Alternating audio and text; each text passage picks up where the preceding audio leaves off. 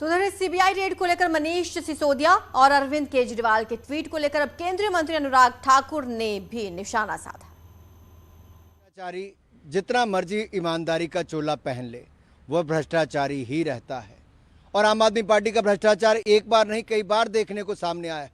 आज मुद्दा है शराब के ठेकों का, शराब के ठेकों में हुए भ्रष्टाचार का।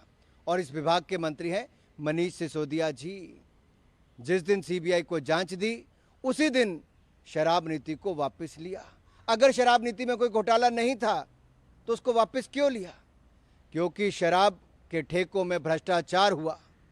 शराब के ठेकों में दिल्ली में भयंकर भ्रष्टाचार हुआ। अरविंद केजरीवाल और मनीष सिसोदिया की सांठगांठ सामने आई, इसीलिए शराब नीति को वापस लिया। सीबीआई और जांच की डर अरविंद केजरीवाल जी को मजबूर करती है ट्वीट करने पर कि ये शिक्षा नहीं, ये शराब की बात हो रही है और आम आदमी पार्टी के शराब के ठेकों में हुए भ्रष्टाचार की बात हो रही है। तो मनीष सिसोदिया के घर सीबीआई छापों को लेकर अब डिप्टी सीएम केशव प्रसाद मौर्य ने भी बयान दिया। उन्होंने कहा कि एजेंसी अपना काम कर रही है, आम आदमी पार्टी के लोग अगर सही हैं तो डर क्यों रहे हैं। कि छापे की जो भी घटना है उसमें मुझे जो जानकारी है, पहले ही आबकारी मामले को लेकर के जो शिकायत थी सीबीआई जांच की सिफारिश की गई थी। तो सीबीआई छापा पड़ना या सीबीआई द्वारा जांच करना या किसी एजेंसी को अधिकार है और किसी आदेश का पालन करना उनकी जिम्मेदारी भी है। और मैं देख रहा हूं कि आम आदमी पार्टी वाले बिलबिला रहे हैं, लेकिन अगर सही हैं तो उनको जांच से डरना नहीं चाहिए, छापे से डरना नहीं चाहिए, और गलत हैं तो निश्चित तौर से उनको परेशानी होगी।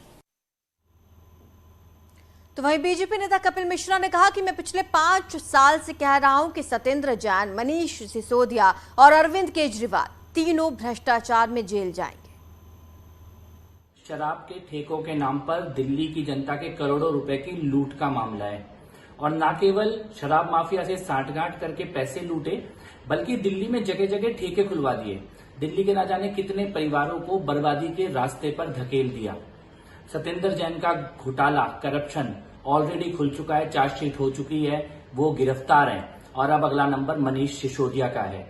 केजरीवाल सरकार देश की सबसे भ्रष्ट सरकार है। लगभग पिछले 6 सालों से हम केजरीवाल सरकार के भ्रष्टाचार के खिलाफ लड़ाई लड़ रहे हैं और ये लड़ाई में दिल्ली की जनता की, हम लोगों की विजय निश्चित है। इन सारे भ्रष्टाचारों के, घोटालों के पीछे जो मास्टरमाइंड है, दिल्ली की मुख्यमंत्री की कुर्सी पर बैठे हुए अरविंद केजरीवाल, आंदोलन के समय बोलते थे कि मंत्री पर केस दर्ज होते ही इस्तीफा होना चाहिए।